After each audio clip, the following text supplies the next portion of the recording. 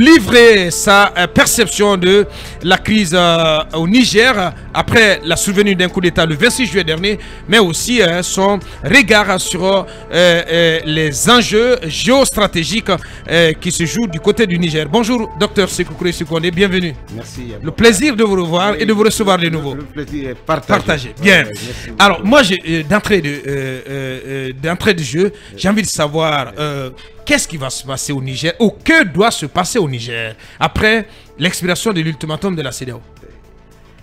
Là, comme d'habitude, vous avez des questions très intelligentes. Bien. On va droit au but. Qui ressemblent à une colle. Bien, on va droit au but. Qu'est-ce qui va se passer? Que doit se passer au Niger? Sont deux approches tout à fait différentes, bien, mais complémentaires. Très bien. Que doit se passer? C'est la négociation. Que doit se passer? C'est le dialogue. Que doit se passer? C'est l'effort jusqu'au bout pour amener les nouvelles autorités militaires du Niger à ne pas montrer les muscles contre la communauté internationale, mais à montrer la raison ou les raisons. Ça, c'est très important. Chaque coup d'État est unique. Chaque conflit est unique. Géographiquement, le Niger, ce n'est ni le Burkina, ni le Mali, ni la Guinée. Tout à fait différent. Ils ont au nord la Libye et l'Algérie. C'est-à-dire que leur positionnement géographique, la frontière avec le Nigeria, qui est l'espace le plus peuplé de la sous-région ouest-africaine, et les poussées du terrorisme sous-régional à travers le lien entre la ligne directe désertique dans le désert entre la Libye et le Niger font que géographiquement le Niger n'est pas le Mali, n'est pas le Burkina. Premièrement. Secondement, les causes des coups d'État. C'est-à-dire que un coup d'État est un changement violent de régime et qui expose un pays, une société à une transition. Alors, dans le cas spécifique du Niger, on a l'impression que intérieurement, les populations ne s'intéressent pas à la cause du coup d'État, mais à l'effet du coup d'État. Donc, l'esprit de foule. C'est le pays le plus avancé en matière de lutte contre le terrorisme aux frontières. À 100 km de Ouagadougou, tu ne peux plus circuler. Le pays est contrôlé par les djihadistes, par les terroristes. Comme à 100 km de Bamako. Ce n'est pas le cas au Niger aujourd'hui. Donc, ce changement de régime compromet des acquis et qu'il va falloir rediscuter. J'ai apprécié et continue à apprécier la position, pas de neutralité, mais de réserve de la Guinée par rapport à l'effet de guerre, par rapport à l'initiative de guerre, parce que la Guinée n'a pas le droit de faire la guerre. Alors, premièrement, la CEDEAO veut aller jusqu'au bout, jusqu'à la frappe. Deuxièmement, la communauté internationale ne voit pas les coups d'État parce que c'est contre la France ou pour la France. Ils voient le coup d'État comme une avancée des terroristes vers les pays occidentaux. Non, mais aussi beaucoup plus comme un recul de la démocratie. Écoutez, parce que ce sont des interruptions. Ces coups d'État constituent une forme d'interruption de l'enracinement de la démocratie dans la sous-région. On en est à 4 dans la sous-région ouest-africaine, pour autant qui était considérée comme la région où il y avait eu beaucoup plus d'avancées au plan démocratique. C'est plus profond que ça. Je vais vous poser une première question. Je vais vous dévoiler. Très bien, allez-y. Est-ce que vous connaissez dans l'histoire de la République, dans l'histoire des républiques en Afrique, quelle est l'institution la plus coloniale ou la plus occidentale qui existe dans les États africains, dans la République en Afrique? C'est l'armée. Ça n'a aucune relation, aucun lien historique avec les traditions africaines. C'est-à-dire que lorsque tu es un bon officier, tu as fait ses études à Saint-Cyr, tu as fait des études à Moscou, tu as fait des études. C'est-à-dire qu'il n'y a aucun enracinement africain dans la structure et le fonctionnement des armées, premièrement. Bien. Mais, ne le sachant pas, eux ils disent, on fait le coup d'État, on choisit entre la Russie et la France, mais ce n'est pas ça le problème. Ça c'est un complexe d'infériorité. il faut être capable aujourd'hui de définir la vision africaine de la question. Ouais. Donc, la multiplication ou la multiplicité des coups d'État, pris au cas par cas, peut avoir des explications. Mais le nombre de coups d'État, cette sorte de fédération des coups d'État, au Niger, parce qu'on a eu l'impression qu'ils ont été incapables, les putschistes, de convaincre l'opinion de la nécessité de ce coup d'État. Nécessité entre griffes, docteur. J'ai rencontré le président Mohamed Bazoum 3 semaines avant le coup d'État. Ouais. Au détour d'une causerie, il a dit quelque chose qui est révélateur d'un état d'esprit. Il dit: aucun État africain n'est à l'abri des coups d'État. Ça dépend de leur volonté. C'est très profond. Ouais, c'est très profond. Ça ne dépend que de leur volonté. Écoutez, moi je suis enseignant, je ne connais pas manier les armes. J'ai confié l'arme à mon frère. Pas pour me protéger seulement, pour protéger le pays. Ouais. Aux frontières et dans la vie de tous les jours. Il dit, mais il y a un inversement des rôles qu'on ne peut pas contrôler. Même si demain ils interviennent, les gens vont sortir. Et j'ai ajouté, monsieur le président, 98 coups d'État en Afrique. Les 98 ont été applaudis. Ouais. Ça veut dire quoi? Que psychologiquement, sociologiquement et historiquement, le problème, ce n'est pas le militaire, c'est le peuple. Le peuple n'est pas préparé. On a abandonné des domaines de recherche et d'études qu'on appelle la sociologie et l'histoire. Les gens ne se souviennent plus où est-ce que nous avons commencé.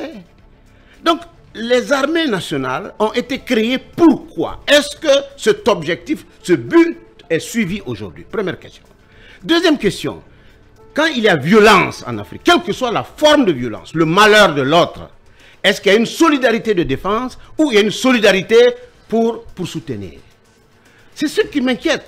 Moi, je pense qu'il faut revenir à la raison, faire prévaloir les négociations et ne pas sortir les muscles africains contre africains. C'est quand même un coup d'État de trop, quand même, docteur. C'est quand même un coup d'État de trop. Mais ça ne ressemble à aucun autre coup d'État. Il faut que les gens le sachent. Voilà. Alors, je rajoute à ça la question première. Enfin, j'ai une question à deux niveaux. La première, c'est quoi? C'est est-ce que vous êtes d'accord que, au-delà de toute critique raisonnable que l'on a déjà faite à la CEDEAO, que l'on continue à faire et qu'on continue à faire, la CEDEAO, elle joue sa survie au plan politique cette fois-ci, eu égard les différentes conventions auxquelles tous les États ont souscrit. Et deuxièmement, est-ce que vous êtes d'accord que en termes de géopolitique, justement, s'il y a une sorte de mobilisation internationale autour de ce coup d'État aujourd'hui, que l'uranium est au cœur de tout cela, parce qu'on parle de la France, on parle des États-Unis, et de Moscou qui est aussi justement a un regard sur cet uranium qu'il pourrait justement braquer au détriment justement de la France et des autres alliés. Et au-delà, on voit la question de Wagner.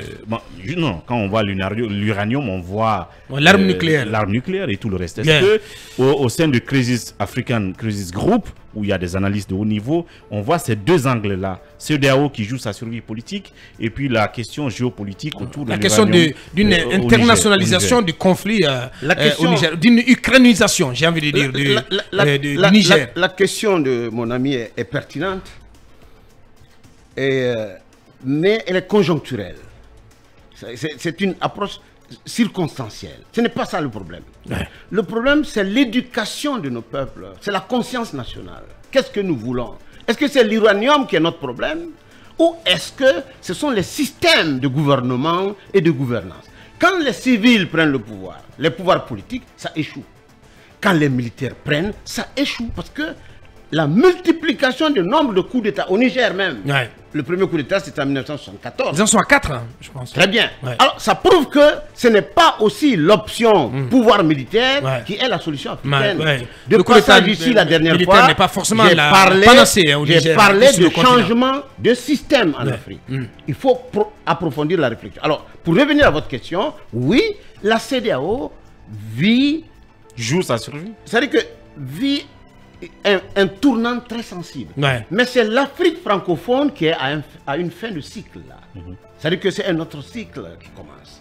Lorsque tu prends le pourcentage des jeunes Africains qui se jettent à la mer, c'est un désespoir. Tu prends un pays comme le Niger, 52% des populations de moins de 15 ans. Extraordinaire. 1 million de naissances par an. Extraordinaire. 28 millions sur un espace. Lorsque vous prenez les pays du Sahel, à part le Burkina, qui est un petit pays, enfin, géographiquement, des 170 000 km. Tu pars du Soudan au Tchad, à la Mauritanie, au Mali et au Niger, tu as 5 millions de kilomètres carrés. C'est des considérations qui intéressent l'Occident, toutes les puissances. La concurrence, la guerre froide économique en question se joue dans 35 ans du point de vue de la croissance démographique et du point de vue des réserves en ressources naturelles, comme du point de vue de la démographie globale, l'Afrique sera au premier plan. C'est ce combat-là qui se mène aujourd'hui, le positionnement historique. Combien d'entre nous, stratégique, en tout cas, nous, plus de 60 ans, combien d'entre nous seront au rendez-vous? Et quand nous remarquons que les jeunes, plus jeunes que nous, ne perçoivent pas cette vision, nous sommes quand même le pays fondateur, membre fondateur des non-alignés en 1961, de l'Union africaine en 1963, de la CEDEAO en 1975. La Guinée a signé tous les accords et toutes les conventions de paix et de relations et de coopération pacifique dans le monde. La Guinée ne fera pas la guerre. Bien. Docteur Sékou Kouressi Condé, notre invité. Sauf que, sincèrement, moi, je n'ai pas la réponse à la question de Mamadouri. Parce qu'il disait que la CEDEAO joue gros dans le cas du Niger, joue sa survie. Alors, comment peut-elle faire pour sauver la face? Elle a menacé d'intervenir, en tout cas, même si ça reste le dernier recours, la dernière option. On a entendu tant de choses venant des chefs d'État de la CEDEAO.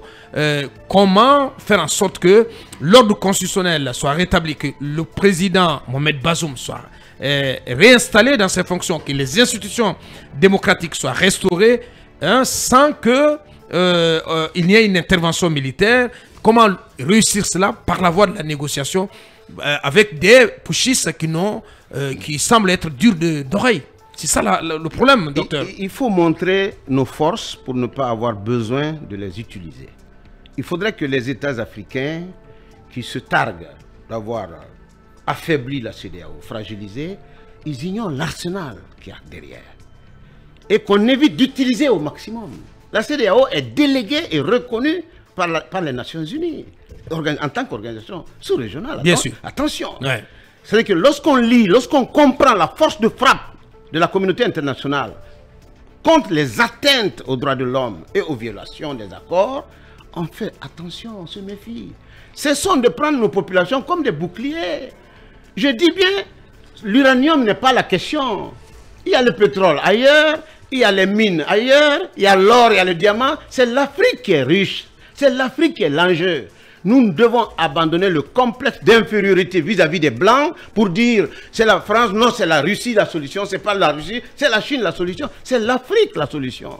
Moi, j'ai été éduqué au panafricanisme. Je défends le panafricanisme. Je dis aujourd'hui que la CEDEAO a tous les moyens d'intervenir. Attention, bien. La communauté internationale derrière, quels que soient les cas de figure, il faut qu'on accepte la négociation. Il faut qu'on cesse de dire, écoutez, tout ça c'est la France derrière, mais c'est l'Afrique qui est derrière. C'est l'Afrique qui est devant. Je suis d'accord avec toi, Talibé. Moi, je souffre de ça. J'ai un peu cette douleur de voir les Africains, les jeunes sur lesquels nous nous comptons pour l'avenir et dans l'avenir, rechercher des solutions, des boucs émissaires ailleurs et cesser de réfléchir en termes de vision africaine. Il y a une solution africaine. Bien, allez-y. Voilà, Manu. Est-ce qu'aujourd'hui, à travers une intervention, je dirais d'ailleurs, à travers une intervention militaire de la CEDEAO au Niger, vous avez une idée de ce que cela pourrait causer comme déflagration au point de vue sécuritaire sous-régional? Je vais vous rassurer d'une chose, je ne veux pas la guerre. Je suis un acteur de paix, j'ai consacré ma vie. Je suis en contact avec toutes les personnes que je peux joindre pour dire allons aux négociations. Je dis d'accord, le coup d'État est posé, que la CEDEAO, le gouvernement déchu et le pouvoir militaire en place conviennent d'une période de transition. Les autres disent non, il n'y a pas de transition parce que le président Bazoum est encore président légal. Bien sûr. Les autres disent, mais Il n'y a que 2 ans de mandat. La population est avec nous. En plus de 2 ans de mandat, il n'a pas fait de 3e mandat. Il n'y a pas eu de 3e mandat dans il est à son pays. premier mandat, en fait. C'est-à-dire que le président Youssoufou bien sûr, a fait 2 mandats, il a quitté, un autre est venu. Bien sûr. Modèle pour modèle, cela aurait pu représenter un modèle. Effectivement. Le traitement, ce que je regrette au Niger, le traitement de l'adversité, je le regrette dans tous les pays, en commençant par la Guinée, pour dire le problème de la démocratie civile, les acteurs civils au pouvoir, c'est le traitement de la démocratie, c'est le traitement de l'adversité. Le problème des pouvoirs militaires, c'est la dissuasion par les armes, la peur et l'inquiétude. Il faut balayer ceci, il faut commencer à se parler et à proposer des solutions, Edouard. Bien. Oui, Basekou. Je ne suis pas pour la guerre. Oui, Bien. tout comme moi d'ailleurs, je l'ai dit, je ne suis pas pour une intervention militaire du côté du Niger. Mais est-ce que faire alors? Oui, mais est-ce que faire alors, Basekou? Oui, que faire avec une junte mais attendez, qui se bunkérise, qui se attendez, barricade et qui ne veut pas entendre raison? Ouais, la junte, c'est l'équation, mon cher. Oui, la junte nigérienne est en train de s'enraciner parce que le colonel Ghani a déjà entamé des réformes au sein de l'armée. Mais est-ce que vous croyez aujourd'hui que les pressions... Hein? Est-ce que vous croyez... Oui, dénomination. Est-ce que vous pensez que les pressions internationales... Il n'a même pas nommé un premier ministre, il n'a pas nommé un gouvernement. Il sait que c'est pas acquis. Ouais, les pressions internationales, les sanctions pourront amener la junte aujourd'hui à reconsidérer sa position, finalement? Je souhaite que la junte au Niger cède. Je souhaite que le coup d'État ne se perpétue pas, que les coups d'État ne se perpétuent pas en Afrique. Je souhaite finalement que la communauté internationale, toute l'Afrique confondue, que nous parvenons à les dissuader et à les rassurer, à fournir le maximum de garanties pour qu'ils quittent et qu'ils laissent le président Bazoum continuer. Quelle forme de garantie, docteur? Écoute, quelle garantie? Les garanties qu'eux nous donnent aujourd'hui pour la vie et la survie du président Bazoum, c'est ce qu'on doit leur donner. Vous croyez au retour de Bazoum au pouvoir? Écoutez, dans ce contexte-là, avec le soutien d'une partie du peuple nigérien? Je ne veux pas rêver. Ce que je souhaite, c'est le retour à l'ordre constitutionnel. Ce que je souhaite vivement, c'est le retour à l'ordre constitutionnel.